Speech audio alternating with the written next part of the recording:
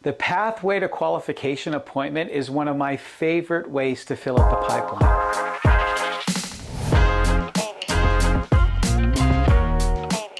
Now I'm going to walk you through what to do during this P2Q meeting. But first, here are a few things to consider as you tee up this appointment. Hopefully your loan officer is going to get as excited as you are about doing these P2Q appointments. The real numbers and lending options are going to come from the lender. Now you can still take the lead in these appointments, but your loan officer will answer those hard questions and then get the clients approved to buy. So I highly recommend that you sit down with your loan officer and plan these out. I'd even recommend watching this video with them. Now, when you make the appointment, don't say they're meeting with a loan officer.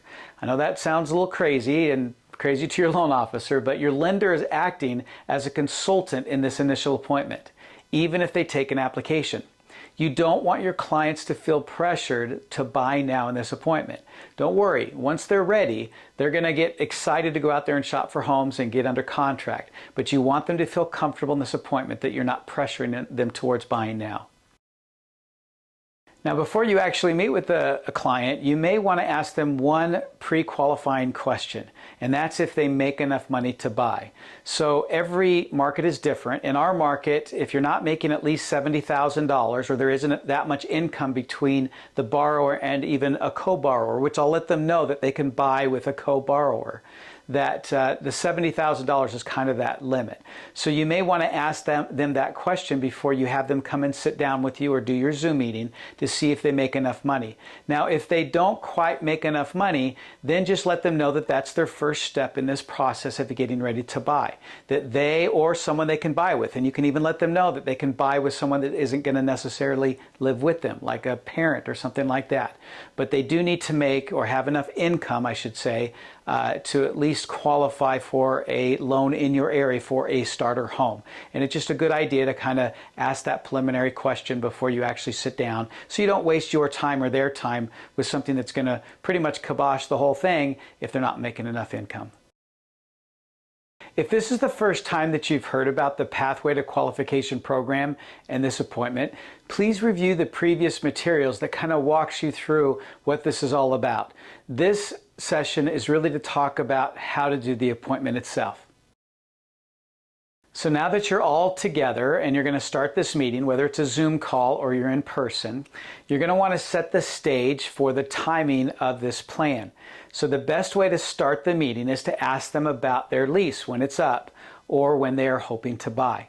Just let them explain what their thoughts are. They may think that it's way out there and that's just fine, but it kind of takes the pressure off of them feeling like this is a buy now discussion.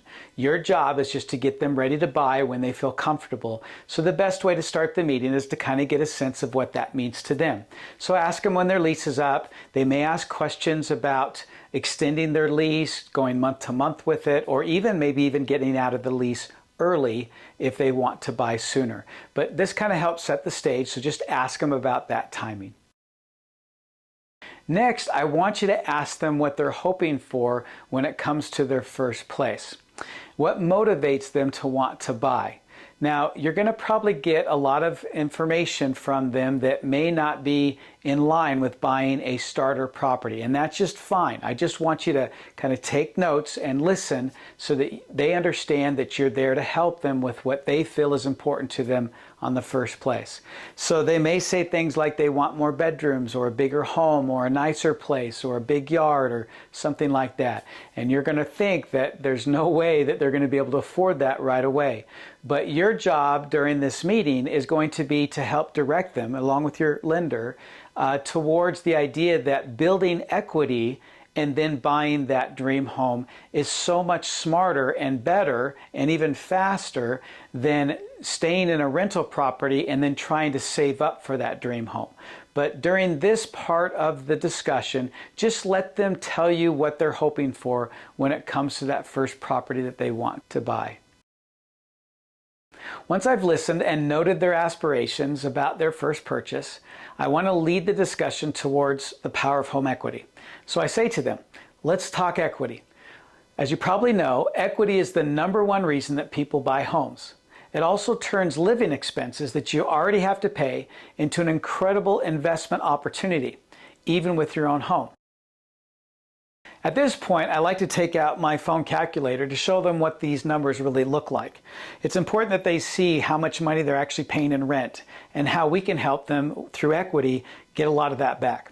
So the last appointment that I had, they were paying $2,400 a month. And so I take that number and I multiply it times 12 and then show them that in 1 year they're going to pay $28,800 towards rent. Now let that sink in a little bit, because that's a lot of money. And a lot of times we don't think about how much rent is really costing us, especially over a period of time. So then I take that number and I multiply it times 5 and show them what they're going to pay in 5 years. $144,000. Now that is a lot of money. Give them time to let that sink in, because understanding that not only are they going to be paying this much money to live somewhere, and that may not even include, obviously, if the rent goes up or if they want to move into another place, that's what they'll pay in 5 years. And that money will never come back to them. So let's teach them how to use that money they're going to pay anyway, this $144,000, towards leveraging that for building and growing wealth.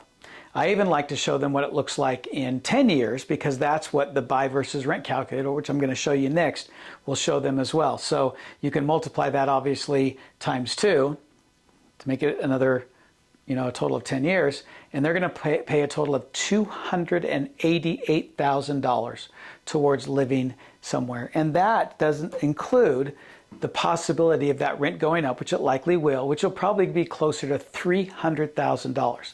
That is a lot of money. I like the MBS Highway Calculator best, but I'll show you one other that you can use that still works well, but it doesn't quite give all the really rich information about what equity does for them. So in this one, you can see here on my screen that I have the option, or the lender will have the option, to provide a client name. So I'm just going to put John Smith on here as a test. And then you can put a location. Now, the reason you want to put a location is because it will kind of put information in there that's public data, or data that it has access to, as far as insurance in that area, average even rent costs and things like that. So I'm going to go ahead and put in a zip code out in this area, but you can put in a zip code or a location. You can be as specific as you want. And then it does purchase value. Now, there is an option for desired monthly payment. I don't recommend you use this option. The reason is because asking someone what their desired monthly payment is or would be is a little counterintuitive to what we're trying to explain to them about using or leveraging their rent that they would pay to rent in a nice place, because they want a nice place, obviously, compared to what it's going to cost to buy. So obviously they'll give you a lower number, I guess is what I'm getting to. So I like to think about what an equivalent, pretty much smaller place, if you kind of know where they're living now after you've had that discussion with them before, what that purchase price might be like. So I'm going to put in here $300,000, because you can buy a condo in that area that I put in there, Eagle Mountain, Utah, for about $300,000. You can even get them for around $280,000, $290,000, and things like that. But I'll just put in $300,000. So then I'm going to hit next, and it just immediately puts this report together, which I love. Now you can see here that a $300,000 property in Eagle Mountain, Utah, is going to cost them a little bit more, but not very much, which is actually pretty cool here. To buy that first year, they're going to be in the hole about $700 in terms of what's called cash flow. So let me walk you through what you're going to walk them through of what this all means, because there's 3 ways that you basically gain equity, right? One is what's called cash flow. That's the difference between what you would rent for, or you have a renter if you're an investor, what they're going to pay compared to what your mortgage payment is. And then it shows year by year what that equity gain is going to be. Now, just seeing that $190,000 there hopefully gets you and them excited, but you're going to walk them through this kind of little by little. First, what I want to show you so that you understand what this all has is that I can edit here that property amount, and then you can see that it pulled in an annual property tax that is for that particular area. So some of these things you're not going to have to look up, because this tool is smart enough to know what those numbers should be. But if you know that number is different or whatever, you can change that here. What a monthly home insurance would cost for that. And then if there's an association fee, you want to put it in there. Many times for condos, of course, there are going to be association fees, but again, we're trying to give them a rough idea. You're going to let them know that this is just an estimate and a rough idea. But if you feel like that's important to put in there, go ahead and put it in. And then monthly repairs, $125. I would say for a condo, that's actually pretty high for a monthly repair, especially since a lot of those are covered. So you may even change this to $25 and then maybe change this to $100. But again, that's going to give you the same numbers out here. I just want to let you know that you can modify this as needed so that it feels more real. And it's important that your clients that you're meeting with feel like this is a good, estimate, not just a rough, that's just made up estimate, but something that really fits into what, it's costing them. So on the rental side, it's basically saying that it would cost $2,295 to rent in that area in Eagle Mountain, the equivalent of a condo that costs $300,000. Now you can adjust that here if you want. If they told you a different number, that they're only paying $1,500 or $1,600 a month, of course that's going to dramatically change what they're going to see. So I'll even put that. Let's say they're only paying $1,800 a month, and their annual rent increase is showing at 3.75. Again, it's pulling this from data that's out there that it has access to. So this is actually pretty cool. It says the national rental average is 4.5% as it increases, but there in Eagle Mountain it's 3.75. Again, if you want to play around with this, you can. But now if I save this, changing that monthly rent to $1,800, notice that the loss, especially that first year or the only year, is quite a bit greater. So again, if you're trying to help them understand real numbers, that's a good thing that you do, is to kind of adjust that appropriately. But they should know too that the average cost in Eagle Mountain for a can't remember, was it $2,260 or something like that, for a condo is about this price. And I know that's true because we have a townhome out there in Eagle Mountain that it's just a 3-bedroom, so it's about the size of a condo, and it rents for $2,400 a month. So I'm going to save that there. I guess it was a little bit more than that actually, because the loss here is a little bit more. Okay, so the loan amount, you can adjust this as well. So what it did is it automatically took this this loan amount of $270,000, which means that they put down $30,000. Now, let's say that they're going to try to get a loan that maybe is zero or no money down, or 3.5% down. A lot of times I'll put 3.5% down, and then the rate's at 6.5% or 7.5%. That's actually really high. Again, your lender can adjust this. I'm actually going to put 6.5 here. I know it's maybe more like 6.75, we'll say right now. But again, that varies a little bit. And then let's say that loan amount is $295,000, so $295,000. That way, it kind of fits towards something that's a little bit more realistic for them. But again, the numbers do not have to be perfect. So when you talk to your lender, and the lender should know this, they're just giving a rough estimate here. So now you can see that these numbers adjusted a little bit because of those changes, but just know that you have the ability to do that here. So again, this report feels more real to them. Now what you're going to do is kind of explain again the 3 ways that they're going to gain equity through the ownership of this property compared to just renting a property. So one is they're going to have to pay an extra $2,000 the first year in order to own the property. That's actually, especially with today's interest rates, not a bad thing to only have a year where you're paying a little bit more to own than you are to rent the property. Let them know though, and this is super important that they understand this, that that's an investment, not a cost. It's super important for them to understand that what you're teaching them is how to invest. This investment is leveraging what they're going to pay anyway in terms of rent, leveraging a bank or a lender giving them a loan, and allowing them to gain equity that they would not be able to do, of course, if they were renting that property. And the equity gain happens not just with cash flow, but also with appreciation gain. That's the primary gain that they're going to get, and the amortization gain. So let me walk you through that so you can kind of teach them this if you're not as familiar with this. So right now the forecasted appreciation for Eagle Mountain that they're projecting all the way out for 9 years, which I think is super conservative right here, is only 4.44%. This is about the 62-year average If you look that up, I think for the 62-year average is around 4.5%. So that's really conservative. 3 years ago, we were up in the 20%. Obviously, you're not going to put something like that in there, but that is important for them to understand that even at a 4% gain, this is the kind of equity gain because, and here's what you need to understand as well with equity. The amount of money that they're going to take out of pocket, in this case only $5,000, is not what they're going to gain on. They're going to gain on the total value, the $300,000 of this property at that 4%. So if you do a multiplier of what they would make at a $5,000 out-of-pocket expense, even considering the 6.5% loan and what they're going to pay in interest for that, their gain is going to be in the double digits, sometimes in the triple digits in terms of return on investment. So that's what makes real estate investing so powerful. And again, they're going to pay rent anyway. Most of it's going to be covered in the first year. And then after that, it's actually going to, the equity is going to outpace any type of expense more than what it would cost, mortgage versus rent. So here's those three things. Appreciation gain is that 4.4% gain, and they can see year after year about what that gain is going to be. Now, obviously, because of closing costs and agent fees, if they know they're going to want to sell in a year, even 2 years, it probably would not be worth for them to do that. And you will have to walk them through what that means in terms of when they can buy next and what they should do with that property.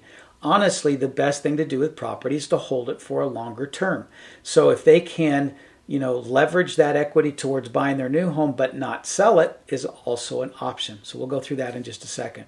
So let me explain then, and this is kind of steps 6 and 7 in this, and 8 is understanding what appreciation gain is, what amortization gain is, and cash flow difference, okay?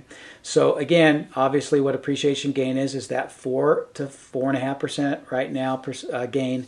I think it's going to be even higher than that as things improve, but that's very conservative. So that means after 9 years, this property would be worth $443,000 compared to the $300,000 that they bought it for, giving $143 in total gain during that time. Okay, so that'd be $443,000 total value of that property. Just considering the amortization or the appreciation gain. Now, amortization gain is basically the principal buy down. That's where when they pay their mortgage each month, a lot of that obviously is going to go towards interest, especially at first. But some of that is going to go towards the principal of that property. And as they bring that down, the spread between appreciation and that principal buy down is equity, right? So they're going to gain $37,000, not a ton, almost $37,500 in principal buy down during that time. But that's still significant if you think about it over time, especially when you add it to the appreciation gain. And then the cash flow difference, this is what I love to show them because the idea of paying more per month at first is why most people wait to buy. They're like, I'm renting and it's cheaper than it's going to cost me to buy. Well, yes, but you're not getting any of that money back. So on the cash flow difference, that's what shows here that when you have a fixed mortgage interest rate over that period of time, if they get a fixed mortgage, so that's important that that's based on a fixed mortgage rate, that their rent is likely going to go up over time, but their fixed mortgage is not. And as the rent goes up over that 9 years, they're actually going to gain $20,000. It's like asking them, do you remember what your rent was 9 years ago? Right? Could you imagine if you could rent a place right now for what the rent cost was 9 years ago? And they're like, wow, that would be so great. I could rent for $1,200 instead of $2,000. Like, great. Well, that's what it's going to be like in 9 years. So if you buy now, that means you can look back in 9 years and think, wow, I've got a place now where even if you think about it in terms of a cash flow, consideration, what it's going to cost per month to live there, you are saving a ton of money right there. Right? Now, this also in this report shows the purchase closing cost, which is, varies a little bit. So your lender can actually have some insight to that as well. And then you've got the tax benefit over renting. Now, right now, there isn't a huge tax benefit because of tax laws, but those change. And so this could change as well.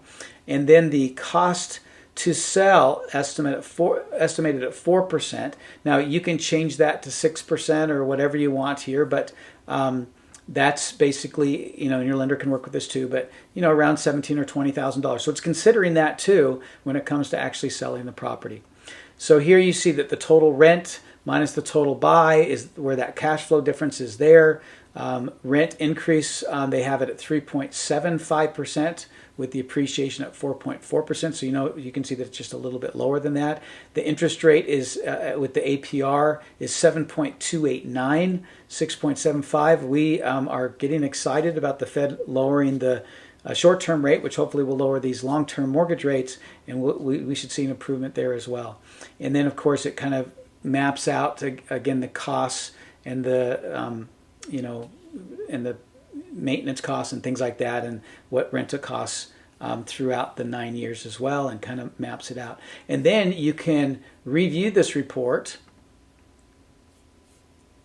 right? So it comes like this, and then your lender can actually print this out and leave it with them.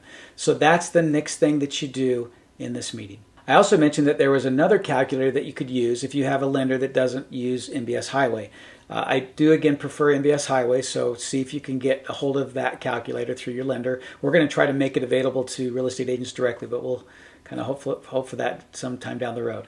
But there's this other calculator from Freddie Mac, so if you just go to myhome.freddiemac.com, and I'll put the link in with this video, there is a rent versus buy calculator. It does have the ability to kind of manipulate or kind of work with the numbers that I kind of showed you before. The reporting isn't as good. That's what I don't like about this. Basically, it's just looking at the actual cost, kind of the cash flow between renting and buying. And then it talks about how much money you'll save over the period of so many years. And you can see that I kind of put some numbers in here, a little bit different from before. But basically, it's basically saying you'll save $159,000 over 7 years. Well, really what that means is you can gain equity, and that's the difference between what it actually costs to buy versus rent, the way that they're showing it. So anyway, you can take a look at this one that you can find on Freddie Mac. Now, the next step is the Pathway to Qualification flyer. So what I did for you is put this flyer in Canva. I highly recommend, if you don't already have a Canva account, to get a Canva account. It's very inexpensive, and all of the kind of designs and templates and things like that we're going to provide to you are going to be available to you in Canva, and then you have the option to put your logo and design it any way that you want, but you have got the template in place so that you don't have to create this from scratch. So here's what the Pathway to Qualification worksheet looks like. So this is the last thing you're going to do with your client as you get ready to kind of put this plan together, is help them walk away with not only the worksheet of that calculation, the buy versus rent calculation, but also this worksheet of what their next steps are, what they need to do. Okay, so here's the Pathway to Qualification worksheet. Obviously, you can you can put their name. If there's a co-borrower there, put their name, someone's email and phone number. If you want to put both of them there should be room for it. And then there's really 3 primary considerations for purchasing a house. Now, you or your lender can go through these. So I would say that if you're there with your lender, this is an opportunity for them to kind of work through this, because this is where they can actually pull credit. Now, they can pull regular credit, FICO credit score for a purchase, and basically they're taking an application here. And I do recommend that they actually take an application. Without taking an application, you can't really tell where someone is and where they need to be. So leave it up to your lender to decide if this is a good time to do that. But I actually recommend you do it. If they're not ready to buy right now, they will be in the future with your help. Why not get them going down that path right now? And that's why we call it the Pathway to Qualification. So putting in their target credit score, and then you write down here, of course, what their actual credit score is. And then you can check the box if it meets that target credit score. So here to the side of target credit score, you can put a number in here if you want to, or your lender can. Target credit score is kind of interesting to determine because it's based a little bit on the kind of loan program they want and how much money they want to put down. So that's why we didn't put a number here for you. I will say, though, that most agents don't really know what that target should be. You can actually buy a home with an FHA loan or some of these other loans, like a VA loan and other government-subsidized loan offerings for first-time buyers, for as little as 580 on the credit score. Most agents think that you need 620, 640, or something like that. Obviously, ideally, if they have a 620 or 640 or higher, there are going to be better options in terms and stuff, but that doesn't mean they can't buy. And again, it's not about qualifying for the lowest interest rate. That's another misconception that first-time buyers have. It's about looking at the monthly payment with the down payment, if it can be afforded, and also what is reasonable within obviously their budget and everything else. But looking at that also in comparison with that buy versus rent report that you gave them in terms of what they're going to gain out of it. If they can think of it as an investment and what the gain is on this, then they'll be happy to work with you to understand what the best, mortgage option is, or work with you and your lender, and determine that as the basis of what they do instead of just cost or interest rate or some of the other weird numbers we get fixated on that really aren't what's really important. What's really important is if you're going to pay rent anyway, why not let that work for you and what kind of gain you'll get. So PMI and interest rate and all those other things that people get hung up on are really silly if the gain that you're going to get from owning versus renting is so much greater. Got it? Okay. So on this credit score, you're just going to basically put what their credit score is. So let's say it's 615 or whatever it is. And then a target credit score, you can put to the right here, the agent will, or the loan officer will do that, like 580 or whatever that is. And then if they meet that criteria, check the box. It's important that they see that check. Okay, so that's the first thing is credit score. The target amount needed at closing. I'd like to put this needed at closing because people confuse the difference between down payment and closing costs. Closing costs and prepaids and all those other things are basically things that are put towards getting the loan and how you can kind of work with the interest rate and things like that. But none of that goes towards paying down principal. And then down payment, of course, is what's going basically towards the principal of the home or offsetting that. It's an actual down payment on a home. So if the house is worth $300 or the condo is worth $300 and they put $20,000 on a down payment, not including closing costs, then the loan amount would be $280, right? You probably understand that, but most of them don't understand it. You don't have to go into a long explanation of that, but what's really important here is they just need to know, what am I going to have to pull out of my pocket at the closing table? And this is where the lender can really get creative with different loan options. And we have here, if you buy a new construction as a first-time buyer, you get a zero interest loan to pay the other, the 3.5% of that FHA loan that you can get. All sorts of great options that are here. So that's what this discussion should be about. What kind of money can you bring out of pocket at the closing table? What really should that amount be? And your lender can help determine what that is. We recently helped someone buy where they had to pay $2,000 for the earnest money for a new construction property, but when they closed, they got $2,600 back because that's what the incentives and the zero interest loan provided for them. So those are the type of things you can discuss here. If it's $2,000 they're going to need in order to put earnest money down, even though that's not necessarily closing, that's the number you want to put there, just whatever they need out of pocket in order to buy that property. And then if they have that money, check the box. If they don't, this of course is a plan, just like with the credit score, towards getting to that number that they need to get to. Okay, but again, don't just put vague numbers here. Don't put 3.5% or anything like that. Be really specific about this is how much they need so they can think about what they have in their account or what they could, get from a gift from family or things like that, and discuss that so they understand what that means. Now, finally, the percent debt to income ratio is really looking at, as you probably know, how much debt they have compared to their income. So even if they have a lot of income, if they have a lot of debt, that could deter them from being able to purchase a house. There are many that are renting but have brand new cars that with $1,000 monthly price tags on them in terms of like a lease or a purchase agreement. So this is where they have to consider what it's going to take not only to afford it monthly, but also what kind of other monthly expenses that they have that would either keep them from being able to qualify for a loan or just make their monthly budget very tight. So again, have a discussion with them, let them talk to you, and the lender can kind of lead this to really understand where they need to be. We've had people sell cars. We've had people do all sorts of things to help minimize their debt so that they can afford what it's going to cost to buy a home, because once they understand the numbers and they see how important that is to gain and build wealth and equity through this effort, they start to see this as an investment, and they see other things sometimes as an unnecessary cost instead of what they thought before was, I want to have a nice car. Well, now they're like, I want to be able to build and grow wealth. when they see these numbers. And then obviously here, other considerations for qualifications, just anything else that needs to be considered. If they've got other things that might maybe keep them from being able to buy, or there's things they have to prepare for. Those are the things that you can put in there. Okay. Now, with this Canva worksheet, this is where you can change things out. So I just want to show you as we end this kind of this tutorial on what you can do with this worksheet here. So if you're in Canva, you can go to your photos. You probably know where that is. If not, you come here to design, elements, and then you have an option for photos. I'm going to go back here so you can see what you'll see. And then you see photos here, see all.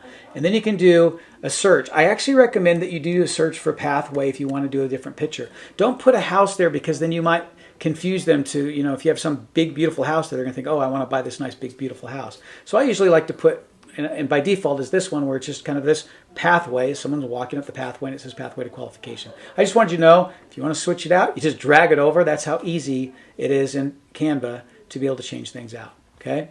And then down below, you can put your information and the information for your lender. So I'm going to come over here to my uploads, and you can upload your picture. Here's my picture right here. I can throw that into this little circle right there, and it just throws it right in there for you. It's the coolest program, if you haven't used it, to kind of help take templates like this and throw into it the minimal changes that you'll need to do to make it your own. So again, change the name, change your phone number and email, put your lender's picture in there. You can even find it online if if they don't have one to send you, a headshot or something. Upload it here. You can even copy and paste into here. It works that easy. You just need to drag that picture. Here, I'll just, click on it and it'll kind of throw it in there too. But let's say this was my lender. I could just drag that picture right in here, and you can see that it sticks it in there. And then I could put his name and phone number and information like that. Okay. Super, super easy to put this all together. I'm so excited to get your pipeline full of all these first-time buyers. They need your help. Not your help just finding a house. Not your help finding a good deal. That's a big part of what you do, but I know you've learned how to do that. But what they need more than anything else to get ready to buy is to understand what buy versus rent means, what the numbers mean, where they can leverage equity to get what they want, and these things that are so important to get them into that idea of buying. We found that there are 33% of people that would buy if they could, but they need help understanding it. There's only 4% of people that are locked and ready to buy in a given market at any given time. So why fight over the 4% when you can actually go over the 33 or go after the 33% in your database even that aren't getting approached by anybody else right now? So fill up your pipeline with this pathway to qualification appointment. We call it the P2Q appointment, and have a lot of fun doing this. If you have any questions, reach out to us and we'll be happy to help you.